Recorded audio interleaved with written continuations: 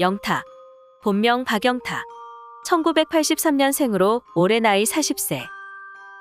2004년 22살의 나이로 제1회 영남가요제 무대에 올라 대상을 수상하며 가수 영탁의 시작을 알렸다. 2007년 영탁 DCR로 첫 싱글 앨범을 발매하며 본격적으로 가수의 길로 들어섰다. 이후 여러 그룹 활동을 하며 성공을 위해 갖은 노력을 다했지만 큰 인기를 얻지 못하며 무명으로 오랜 세월을 보내게 된다. 그러다 2016년 싱글 앨범 누나가 딱이야를 발매하며 트로트 가수의 길을 걷기 시작했다. 이어 2020년 TV조선 미스터트롯에서 선에 오르며 트로트 가수로 비상하게 된다. 하지만 갖은 논란으로 조용할 날 없는 하루하루를 보내고 있는 영탁.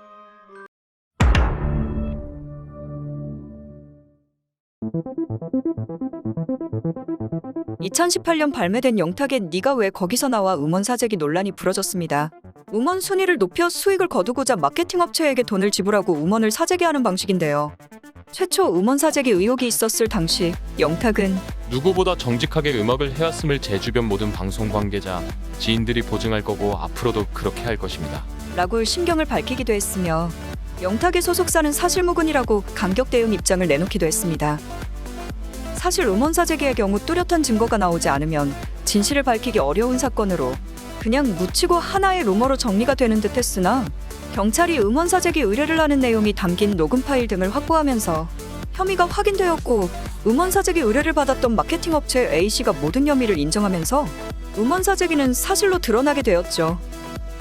또한 SBS 연예뉴스에서는 영탁의 소속사 대표와 매니지먼트 권한을 위임받은 A씨와 영탁의 카톡 대화 내용이 재구성되어 올라오면서 음원 사재기 논란이 커지기도 했었죠. 영탁의 말에 의하면 보도된 카톡방은 방송 일정 외에 다른 내용에는 크게 관심을 두지 않아 이것이 불법 스트리밍 작업이라고는 조금도 생각하지 못했다고 밝혔습니다. 또한 영탁의 소속사 대표는 음원 사재기에 대해 독단적으로 진행했다며 혐의를 인정하는 공식 입장문을 발표하기도 하였는데요. 영탁은 이미 수사기관에 출석해 조사를 받았고 이건과 관련해 무혐의로 밝혀졌다고 강하게 부인하기도 하였죠. 과연 정말 영탁은 음원 사재기에 대해 모르고 있었을까요? 해당 사건을 접한 대중들의 반응은 이미 신뢰를 잃은 사람이다. 은근슬쩍 넘어가려고 하는 게 마음에 들지 않는다. 몰라서 무혐의를 받은 게 아니다. 가담하지 않아서다 등 날선 반응을 보였습니다. 20년 3월 종영한 TV조선 미스터트롯에서 영탁이 부른 막걸리 한 잔이 큰 화제를 모으며 같은 해 4월 예천양조와 영탁 막걸리 1년 광고 모델 계약을 맺었죠. 해당 계약은 영탁과 예천양조의 모델 재계약 협상이 결렬되면서 지난해 6월 종료되었죠. 예천양조는 이후 영탁 팬들을 중심으로 불매운동이 계속되며 매출에 타격을 입게 되었고 이에 예천양조 측은 영탁 측이 회사 성장 기여도 및 상표권 사용료로 150억 원을 요구했으며 영탁의 모친이 돼지머리를 묶고 고사를 지내라고 했다. 7억을 제시했으나 최종 불발됐다며 재계약 불발 원인이 영탁 측의 무리한 요구가 있었다고 주장했습니다. 그러나 영탁 측은 이 주장이 허위사실이라고 반박하며 지난해 9월 예천양조 백 회장 등을 허위사실 유포에 의한 명예훼손, 공갈미수 혐의로 형사고소하기도 했었죠.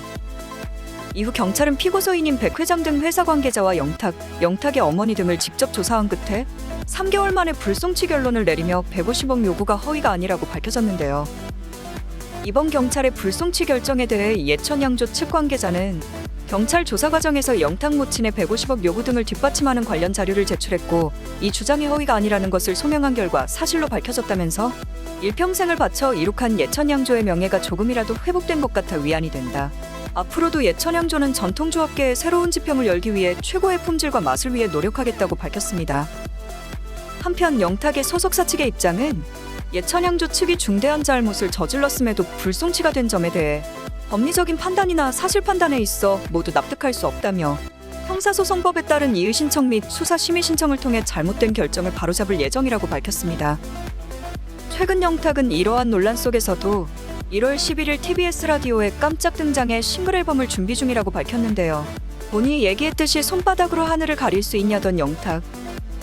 음원 사재기 혐의 확정과 영탁 예천양조 측의 150억 요구 주장이 허위가 아니라는 것이 밝혀지면서 일약 스타덤에 올랐던 영탁의 입지가 크게 흔들리며 팬들도 등을 돌리고 있는 것으로 보입니다. 마지막으로 영탁 씨에게 묻고 싶네요. 본인은 정말 떳떳한가요?